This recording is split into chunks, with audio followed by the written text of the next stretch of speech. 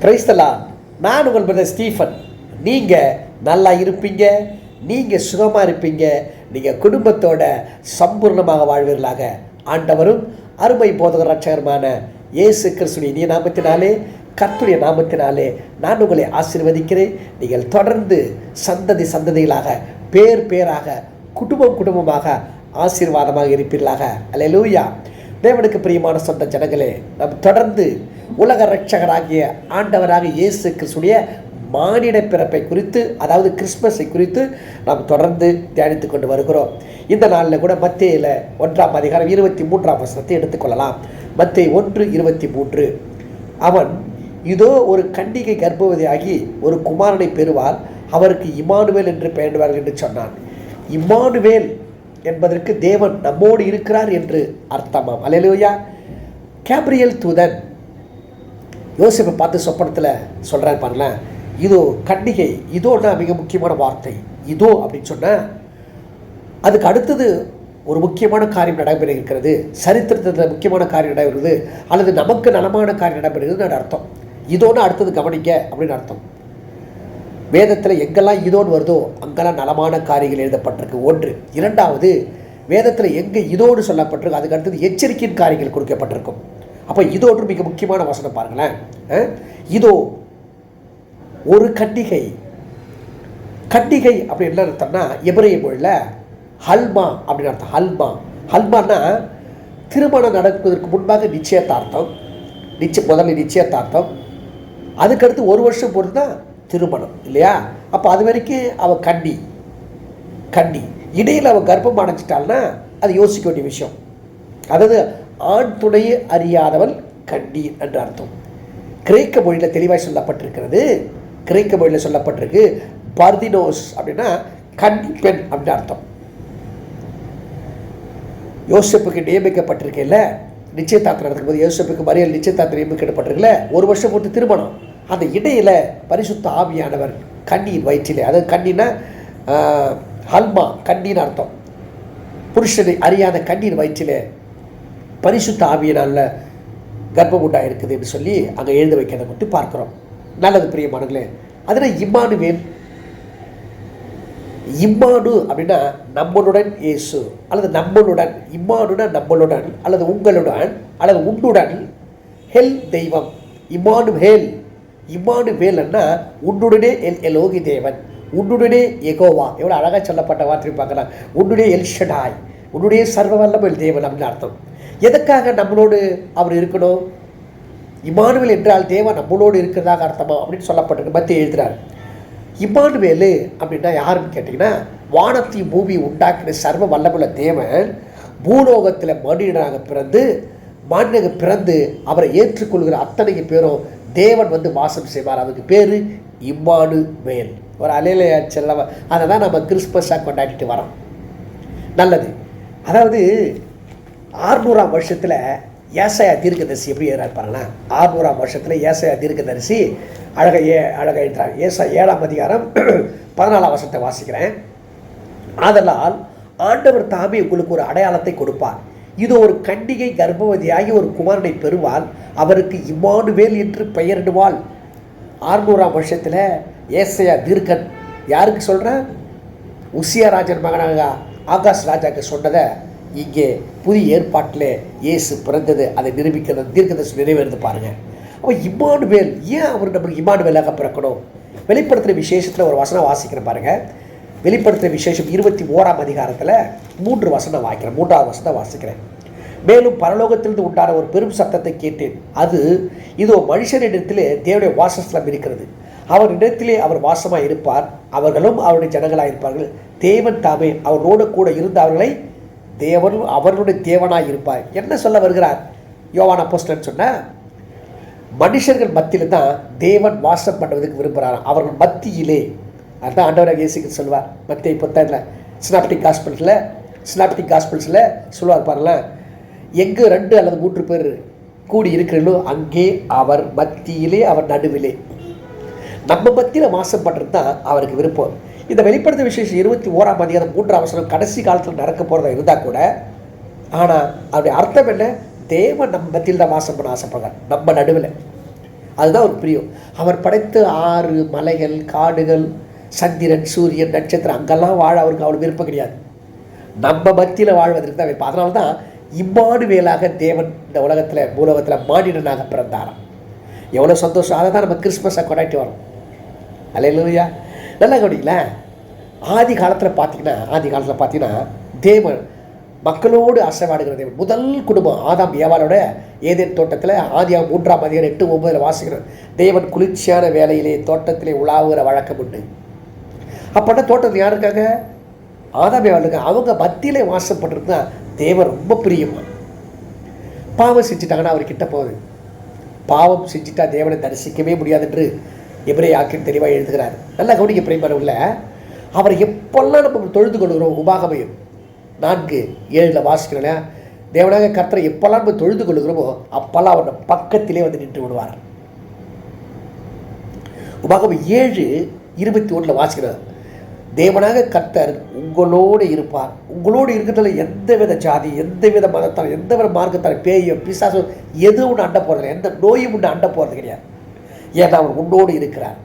நல்ல கவனிக்க தேவனுக்கு பிரியமான பிள்ளைகளை, எகிப்து தேசத்தில் 430 வருஷம் அடிமையாக இருக்கிறாங்க பாருங்களேன். 430 வருஷம் அடிமையாக இருந்த ஜனத்தை ஆபிரகாம் வாக்கு கொடுக்குற ஆதியாகமம் 15ஆம் அதிகாரத்தில், உன் சந்ததி 430 வருஷங்கள் அடிமையாக இருக்கும். 430 வருஷம் கழித்த பிறகு பொண்ணோடும் பொருளோடும் திரும்பி கானான் தேசத்துக்கு வருவாங்கன்னு சொல்கிறார், வாக்கு கொடுக்குறார். சாதாரணமாக வரல, தேவன் அவங்களோடு இருந்ததுனால தான் வர முடிச்சு பாருலாம். வாசிக்கிற ஒரு வருஷத்தை யாத்திராகமம் 13ஆம் அதிகாரம் 21-22 நான் வாசிக்கிறேன். அவர்கள் இரவும் பகலும் வழிநடத்தக்கூடும்படிக்கு கர்த்தர் பகலில் அவர்களை வழிநடத்த மேகஸ்தம்பத்திலும் இரவில் அவர்களுக்கு வெளிச்சம் காட்ட அக்கினி ஸ்தம்பத்திலும் அவர்களுக்கு முன் சென்றார். அப்போ என்ன அர்த்தம்? பகலிலே மேகஸ்தம்பமாகவும் இரவிலே அக்கினி ஸ்தம்பமும் ஜனங்களிடத்திலிருந்து விலகி போகவில்லை. என்ன அர்த்தம்? அவர்களோடு இருக்க ஆசைப்படுகிறார். அவர் படைத்த மக்களோடு இருந்து வாசம் பண்ணுறதுக்கு தான் அவருக்கு விருப்பமா. 430 வருஷம் இந்த மக்களை, அடிமையில் இந்த மக்களை எகிப்து தேசத்தில் அந்த மக்களை நடத்தி வரும்போது அவர்களோடு கூடவே இருந்துட்டாரா இம்மானுவேலாக. வராலே சில தேவனுக்கு பிரியமான சொந்த ஜனங்களே, அது மாத்திரமல்ல தேவனுக்கு பிரியமானவர்களே, இங்கே கவனிக்கல, ஆண்டவர் பார்த்தாரு இந்த மக்கள் கூட இருந்தால் அங்கேயே தங்கிடலாம், நம்ம அவர்கள் மத்தியில் தங்கிடலாம். யாத்திராகமம் 25ஆம் அதிகாரம் 8ஆம் வசனம் விதமாய் சொல்கிறது, அவர்கள் நடுவிலே நான் வாசம் பண்ண எனக்கு ஒரு பரிசுத்த ஸ்தலத்தை உண்டாக்குவார்களாக. இப்போ என்ன அர்த்தம்? இஸ்ரவேல் மக்கள் நடுவில் நான் வாசம் பண்ணணும், அதனால் பரிசுத்த ஸ்தலத்தை உண்டாக்கு, அங்கே நான் இறங்க போகிறேன். எப்படி இறங்கினா பரிசுத்த ஸ்தலத்தை உண்டாக்குற பிறகு யாத்திராகமம் 40ஆம் அதிகாரம் 34-35 நான் வாசிக்கிறேன் பாருங்க. அப்பொழுது ஒரு மேகம் ஆசாரிப்பு கூடாரத்தை மூடினது, கர்த்தருடைய மகிமை வாசஸ்தலத்தை நிரப்பிற்று. மேலும் மேகம் அதன் மேல் தங்கி கர்த்தருடைய மகிமை வாசஸ்தலை நிரப்பினதினால் மோசே ஆசாரிப்பு கூடாரத்துக்குள் பிரவேசிக்கூடாமல் இருந்தான். நம்ம என்ன அர்த்தம்? அந்த ஆசாரிப்பு கூடத்தால தேவன் அக்கினியாகவும் மேகமாகவும் இறங்கிட்டாராம். மகிமை அதுக்கு பேர். என்ன அர்த்தம்னா நம்ம மத்தியில் தங்கி வாசம் பண்ணுறது அவர் விருப்பம். அதுக்காக தான் இம்மானுவேலாக பிறந்தார் அவர். புதிய ஏற்பாட்டில் யோவான் அப்போஸ்தலன் எப்படி எழுதுறாரு பாருங்க, அழகாக எழுதுறார். புதிய ஏற்பாட்டில், பழைய ஏற்பாட்டில் இஸ்ரவேல் மக்கள் மத்தியில் பக்கத்தில் தங்கினார். ஆனால் புதிய ஏற்பாட்டில் அப்படி இல்லைங்க, நமக்கு உள்ளத்திலே தங்குவார, வாசம் செய்வாராம். யோவான் புத்தகத்தில் வாசிக்கிறோம். யோவான் 1:14, அந்த வார்த்தை மாம்சமாகி கிருபையினாலும் சத்தியத்தினால் நிறைந்தவராய் நமக்குள்ளே வாசம் பண்ணினார், அவருடைய மகிமை கண்டோம், அது பிதாவுக்கு ஒரே பேரான மகிமைக்கு ஏற்ற மகிமையாக இருந்தது. என்ன அர்த்தம்? பழைய ஏற்பாட்டில் இஸ்ரவேல் மக்கள் கூட இருந்த தேவன் புதிய ஏற்பாட்டிலே நம் உள்ளத்திலே இம்மானுவேலாக பிறந்துவாராம். அவர் ஆதியிலே எங்கே இருந்தார்? அந்த கடவுள் ஆதியிலே வார்த்தை இருந்தது, அந்த வார்த்தை தேவனிடத்திலிருந்து, அந்த வார்த்தை தேவனாக இருந்தது, அங்கிருந்து புறப்பட்டு இங்கே மானிடனாக பிறக்கிற. எதுக்காக? உங்கள் உள்ளத்திலே வாசம் பண்ணுவதற்காக, உங்களோடு கூட இருப்பதற்காக, உங்களை வாழ்க்கை நடத்துவதற்காக, உங்கள் வழிகள், உங்கள் பிள்ளைகளை, உங்கள் சந்ததிகளை, உங்கள் ஊழியத்தை, உங்கள் மற்ற காரியங்களை வழிநடத்தி கொடுப்பதற்காக தேவன் உங்கள் உள்ளத்திலே வாசம் பண்ணுறாராம். அதுதான் டிசம்பர் 25 பிறந்த நாளை கொண்டாடி கொண்டிருக்கிறோம். தேவ பிள்ளைகளை ஒரு வேண்டுகோள், இந்த வருஷம் 25 டிசம்பர் கொண்டாடுவீங்க. இல்லாத பிள்ளைங்களுக்கு யாராவது உதவி செய்யுங்க, இல்லாதவர்கள் உதவி செய்யலாம். உங்கள் உள்ளத்திலே இயேசு கிறிஸ்து எப்படி பிறந்தாரோ இம்மானுவேலாக தேவன் நம்மளோடு இருக்கிறான்னு பிறந்தாரோ அதே போல் மற்றவருக்கு பிறக்க வைங்க. மற்றொரு உள்ளத்தில் இம்மானுவேல் தேவனாக பிறக்க வைங்க. வானத்தை பூமி உண்டாக்கிற கடவுள் எல்லை இல்லாத கடவுள், எல்லையே கிடையாது கடவுளுக்கு, எல்லை இல்லாத பரிசுத்தம். அப்படிப்பட்ட ஒரு பரிசுத்தமான கடவுள் நம்ம மத்தியில் இறங்கி பிறந்து மாநில பிறந்த உள்ளத்தில் எப்படி வாசம் செய்கிறார், அதுபோல் மற்றவர்கள் மத்தியிலும் வாசம் செய்யணும். அவர் உள்ளத்திலே அவர் கர்த்தர் வாழணும். அதை நீ சொல்வீர்களா? சொல்வீங்கன்னு நான் விரும்புகிறேன். ஆட்டம் பாட்டம் கொண்டாட்டம் தேவைதான். நமக்கே நமக்கு ஆட்டம் பாட்டம் கொண்டாட்டினா சலிப்பா இல்லை? இல்லாதவங்க போய் சொல்லுங்கள், இயேசுக்கு தெரியாது போய் சொல்லுங்கள். கிறிஸ்மஸ் உலக ரட்சகரை பற்றி எல்லாம் தெரியுதான். ஆனால் நம்ம கையில் இருக்க ஏதாவது ஒரு பொருளை கொடுத்து அவங்கள கர்த்தருக்குள்ளே கொண்டு வரலாமே, இல்லாதவங்களை உதவி செய்யலாமே. அதுதானே கிறிஸ்மஸ். நம்மளே புது துணி போட்டு நம்மளே பிரியாணி பண்ணி சாப்பிட்டு மாமா மச்சான பக்கத்தில் என்ன அர்த்தம் இருக்குது? அது அர்த்தமே கிடையாது. மற்றவங்களுக்கு கொடுங்க, இல்லாத மக்களுக்கு கொடுங்க. வில்லேஜ் பக்கம் போங்க, தெருவில் எத்தனை பேர் இருப்பாங்க, பக்கத்து வீட்டில் இப்போ கொடுங்க. கர்த்தர்களை ஆசீர்வதிப்பார். அப்போ தான் இம்மானுவேலும் கூட இருப்பார், இல்லைன்னா இருக்கவும் மாட்டார். இல்லையா? நல்ல கவனிங்க தேவனுக்கு பிரியமான பிள்ளைகளை. அப்போ பாருங்கள், அவர் நம்மளோடு கூட இருப்பார். 1 கொரிந்தியரில் 3ஆம் அதிகாரத்தில் 16ஆம் வசனம் அழகாய் சொல்லுது பாருங்களா. பவுல் தான் எழுதுறாரு. 16, நீங்கள் தேவனுடைய ஆலயமாக இருக்கிறீர்கள் என்றும் தேவனுடைய ஆவி உங்கள் வாசமாக இருக்கிறேன்னு வரீங்களா? வாசம்னா என்ன? தங்குறதுன்னு அர்த்தம். புதிய ஏற்பாட்டில் தேவன் நம்ம இருதயத்திலே வாசமாயிட்டான். இம்மானுவேலாக தேவன் பிறந்து விட்டான். 2 கொரிந்தியரில் 6:16 இவ்விதமாய் சொல்லுகிறது. 16:17 சொல்லுகிறது, தேவனுடைய ஆலயத்திற்கும் விக்கிரகங்களுக்கும் சம்பந்தம் எது? நான் உங்களுக்குள்ளே வாசம் பண்ணி அவர் உங்களுக்குள்ளே உலாவி அவர்கள் தேவனாக இருப்பேன், அவர்கள் ஜனங்களாக இருப்பார்கள் என்று தேவன் சொன்னபடி நீங்கள் ஜீவனுடைய தேவனாக ஆலயமாக இருக்கிறீர்கள். தங்கிறது மாத்திரல, உனக்குள்ளே தேவன் உலாவுகிற தேவனாக இருக்கிறார். வானத்தை பூமியை உண்டாக்கின சர்வ வல்லமுள்ள பரிசுத்த தெய்வம் அந்த கடவுள் மனிதனாக பிறந்து நமக்குள்ளே இருதயத்தில் இறங்கி புகுந்து அவர் உலாவி வாசப்படுங்க. இதை விட பாக்கியம் என்னங்க? இதை விட ஒரு கிறிஸ்தவனுக்கு பாக்கியம் என்னங்க? பெரிய பாக்கியம். இது அறிந்து கொள்ளப்பட வேண்டும். ஏதோ கிறிஸ்மஸ் அது இல்லைங்க, உள்ளத்துக்குள் வந்தால் தான் கிறிஸ்மஸ். அதே நேரத்தில் மற்றவர்கள் இயேசு அறியாத பாவிகள் எத்தனை பேர் இருப்பாங்க, அவங்க உள்ளத்துக்குள் இயேசு வச்சு கிறிஸ்மஸை கொண்டாடுறதான் நல்ல கிறிஸ்தவன். நல்ல இல்லையா? செல்லாமல் நல்ல கவனிக்க தேவனுக்கு பிரியமான பிள்ளைகளை. ஆதி காலத்தில் தேவன் யாரோட கூட இருந்தாரோ அவர்கள் அத்தனை பேரும் ஆசீர்வதிக்கப்பட்டாங்க. இம்மானுவேல் என்ற பேர் இப்போது வரலை, எப்பொழுதே உடன்படிக்கை போட்டாச்சு. ஆதியாகமம் 17ஆம் அதிகாரம் 7ஆம் வசனம் நான் வாசிக்கிறேன். உனக்கும் உனக்கு பின்வரும் உன் சந்ததிக்கும் நான் தேவனாக இருக்கும்படிக்கு எனக்கு உனக்கும் உன் பின் தலைமுறையாக வரும் என் சந்ததிக்கும் நடுவே என் உடன்படிக்கை நித்திய உடன்படிக்கையாக ஸ்தாபிப்பேன். இம்மானுவேல் பிறப்பதற்கு அப்பயுமே உடன்படிக்கை போட்டார் ஆபிரகாம் கூட. அதனால தான் ஆபிரகாம் விசுவாசத்தாக்கனாக எபிரேயர் பட்டியலை பேசப்படுகிறது. வேறு அலையிலே சொல்லுவோமா? அது மாத்திரமல்ல, தேவன் ஒருத்தர் கூட இருந்துட்டான்னா அவன் ஆசீர்வதிக்கப்பட்டவன் தான். இம்மானுவேல் ஒருத்தர் கூட வந்துட்டார்னா, அவன் உள்ளத்தில் வந்துட்டார்னா அவன் ஆசீர்வதிக்கப்பட்டவன். யாக்கோபு பார்க்குறோம். ஆதியாகமம் 28ஆம் அதிகாரத்தில் 15 வாசிக்கிறேன். ஒரு இக்கட்டான நிலைமை யாக்கோபுக்கு வாக்கு கொடுக்குறாரு பாருங்க. 15, நான் உன்னோடு கூட இருந்து நீ போகிற இடமெல்லாம் உன்னை காத்து இந்த தேசத்துக்கு உன்னை திரும்பி வர பண்ணுவேன். நான் உனக்கு சொன்னதை செய்யும் அளவு உன்னை கைவிடுவதில்லை. எவ்வளோ ஒரு ஆணித்தரமான வார்த்தை, அசைக்க முடியாத வார்த்தை, மாற்ற முடியாத வார்த்தை. கவனிச்சிங்களா? அதாவது தேவன் கூட இருந்துட்டார்னா சொன்னதை செய்து முடிப்பார். நீ வடக்கிலும் தெற்கிலும் மேற்கிலும் வழக்கிலும் பரம்பி பெறுவாய். அதாவது யாக்கோபு லாபான் வீட்டில் மாமன் வீட்டுக்கு போய் 2 பரிவாரங்களும் திரும்பி வந்தான்னு வேதம் சொல்லுகிறது. ஆக தேவனுக்கு பிரியமான சந்ததி இல்லை.